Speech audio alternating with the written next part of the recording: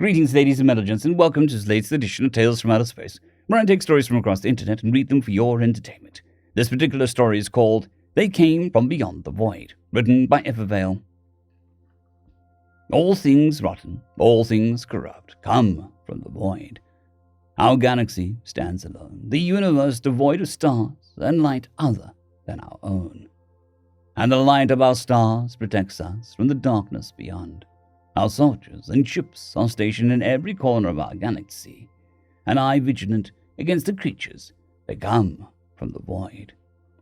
Emerging from the creatures were tendrils of metal and teeth as hard as diamonds. As they swam in clusters of millions, they formed a wall of darkness, effectively blotting out everything in their path. In days past, our galaxy sprawled over a majestic expanse of the universe, a vast canvas of light and life. But these chaotic entities, these harbingers of disorder, have slowly gnawed away at its edges, feasting on the stars that once surrounded us. But we fight. We've built weapons and armies. All the species of the galaxy have a common enemy, an evil presence with its sharp knife held against the neck of the galaxy. We have all moved to the center, creating structures surrounding the Galactic Council. We've built and sent out weapons and placed bombs on every star at the edge of our galaxy. If the darkness tries to consume it, it'll trigger a supernova in an attempt to contain the spread. Our scientists examine the horde and come to a conclusion. They are nanomachines from a different part of the universe, likely after eating up its whole galaxy, spreading out to consume more. All things rotten, all things corrupt, come from the void. But today, something came from beyond it. Space twisted above the skies of our cluster, something we had never seen before, lightning in the vacuum of space. It looked like cracks, energy slipping from within something that was pushing into our space, something massive. Then they arrived, the beings we soon came to know as humans. At first we thought they were robots, weapons related to the ghastly enemies of all that is living. We aimed our weapons and prepared to let loose. But suddenly, we received a message on every frequency available. Dot, dot, dot, dot, dot, dot, dot, dot, dot, dot, dash. Dot, dot, dot, dot, dot, dot, dot, dot, dot, dot, space. An oddly universal signal that we all understood. Something was loading. This thing wanted us to wait. Oddly enough, this symbol that had somehow felt intuitive, so it was easy to understand. They came in peace, but had no idea how to communicate with us yet. And suddenly, an envoy appeared, shaped like a water droplet. The ship was chrome and had a mirror finish on the outside with no signs of engine exhaust or any propelling mechanisms. However, it moved closer to our cluster of ships, slowly. It stopped and sent out a signal in our communication frequency using the galactic protocol. Hello, can you understand this? Reply to confirm. The voice filtered through, possessing a childlike quality that was both endearing and disconcerting, high-pitched, deliberate, and slow. Thousands of replies sent at once. The signal was at a frequency that any ship could communicate with, and we had plenty in our space. Please find a representative soon. We would like to formally communicate with your kind.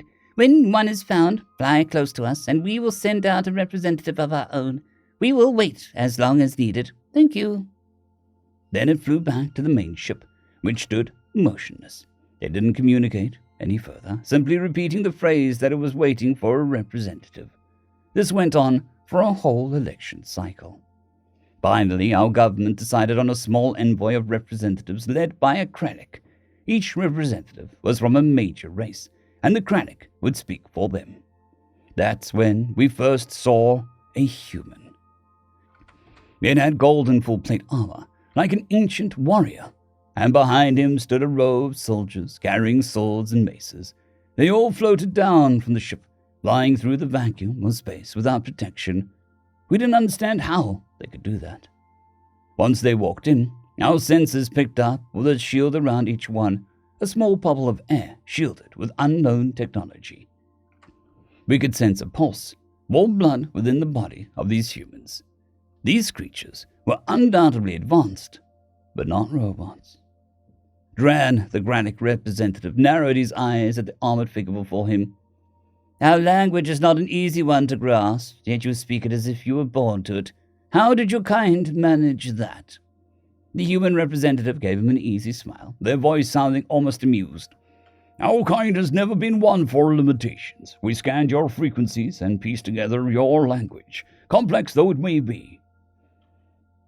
We, representatives of Hatnode, the human government, are here because we noticed a massive nanomachine swarm slowly consuming your galaxy. This whole area of space is essentially void of any life of stars, and we are here to offer salvation, and we will allow you to decide which forms that salvation takes. The human showed his teeth. He was a predator, not the easiest type of creature to trust. How do you plan to bring that salvation? Dran challenged, sincere desperation creeping into his voice despite his natural tendency towards assertiveness. The human envoy, emotion momentarily flickering in his icy eyes, responded with an unusual hesitance. Nothing is impossible for our gods. The human continued after a few seconds. But to make things easier, you can think of us as merchants. The swarm runs on power we recognize, but destroying it will be rather expensive. There are other, more affordable options. Gods?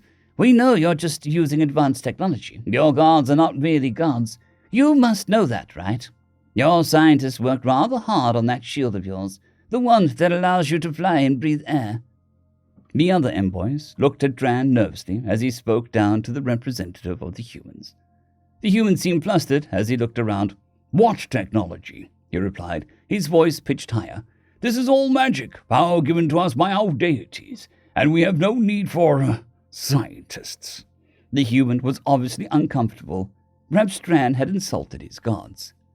Surprisingly, the meeting was concluded peacefully. Our envoy was given a box with a large red button on it and 3 options to choose from, each with a different price to pay. And with that, they got on their ship and disappeared in much the same way they arrived, through violent, thunderous cracks in space. They came from beyond the void. I spoke my fellow representatives in the break room.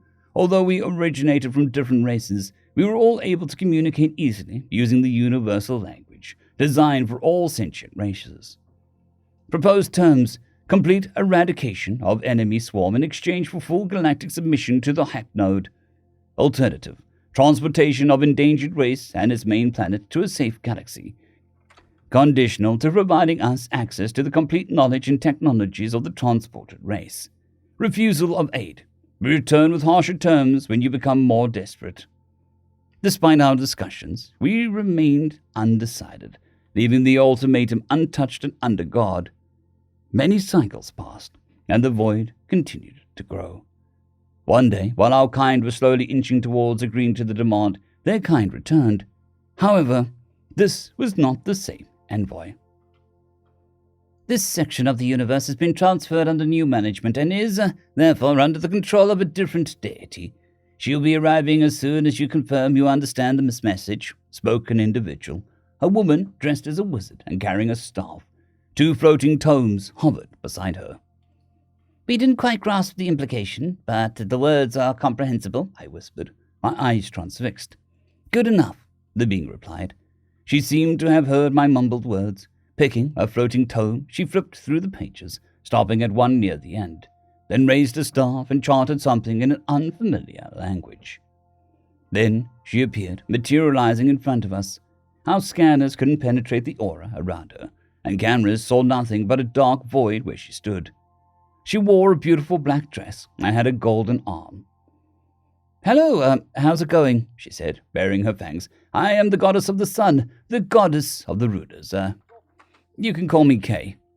We are yet to agree to the terms you previously proposed, but we are ready to negotiate, Dran stated, and he could hear the slight tremor in his own voice, which he hoped went unnoticed. He was always strong, always the one leading, but this time the uncertainty of his people's fate weighed heavily on his shoulders. Oh, that... yeah, don't worry about that. That was a mistake. One from the lower ranks of our government sought some achievements and went around tricking various sentient beings into submission. Their god can get a bit distracted. He didn't notice what was happening. He's, quite forgetful. A mistake, whispers filled the room. With regret etched in her ethereal features, the goddess admitted, I don't usually intervene directly, but it appears the foe you face, they're remnants of our past, an unintended consequence of human actions. The room fell silent out of shock. They were resource collectors from a war that occurred before your time.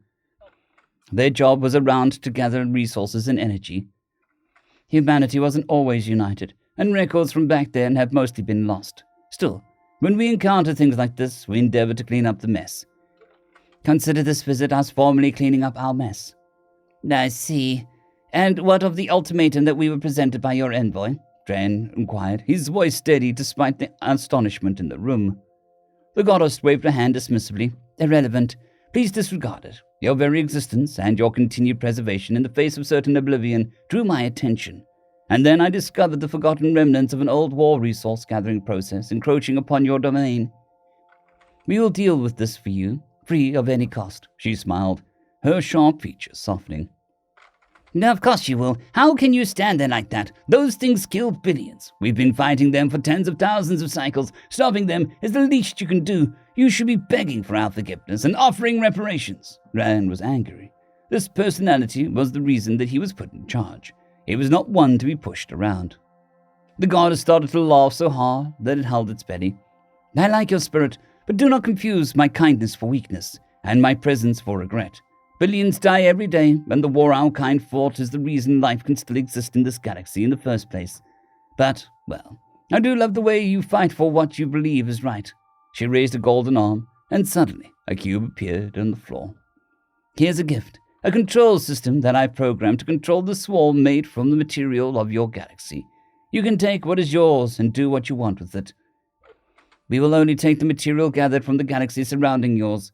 This is all processed material. If your kind knows how to manage it, prosperity will follow.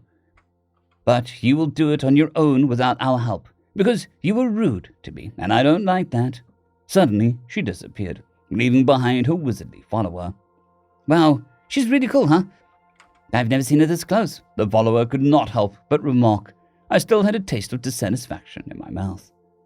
With a final wave, the wizard woman grabbed her floating tomes and, like a deity, faded into nothingness. We were left standing in a silent chamber, the cube pulsing with an eerie glow in the middle of the room. We didn't want to waste any time. Within moments, specialists were brought in to examine and test the cube. It was as the goddess had claimed, built to interface with our computers and designed just for us. We could control the once all-consuming horrific swarm, and we gained resources beyond our comprehension. It gave our civilizations a glimmer of hope, an inkling of a future we'd long given up. Months turned into years as we slowly reined in the chaos that had devoured the edges of our galaxy. The void started to retract, galaxies returning to the forefront. The familiar, beautiful tapestry of the universe, long obscured by the void, was gradually revealed. It was not an easy or quick task, but with each passing cycle we reclaimed our galaxy and eventually expanded beyond it, armed with the knowledge and technology the nanomachines represented. Years later, the memory of humans lingered with us like a haunting melody. We recalled them as complete paradoxes, the harbingers of darkness that threatened our existence, and yet the miraculous saviors who delivered us from oblivion. Their eerily calm demeanor during negotiations still sent shivers down our exoskeletons.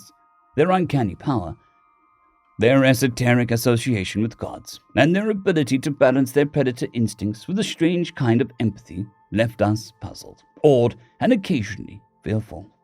They possessed a duality that we could not fully comprehend, making them the most enigmatic of beings that we had ever encountered. The power to manipulate and use the nanomachines as sustaining and growing our civilization was an unfathomable gift. With it, we ushered in a new era of prosperity, standing on the precipice of endless possibility. We had turned from hunted to hunters, from survivors to explorers, and yet we were unable to find any signs of humans or any living thing beyond our galaxy. Wherever the humans came from, it must have been very, very far away. End of story. I would just like to thank the T5 supporters: Bushmaster117, Casper Arnholtz, Drexzoon WRE, Elijah Silvercross, Gray, John Carrington, and Severin Cerberus. Thank you very much.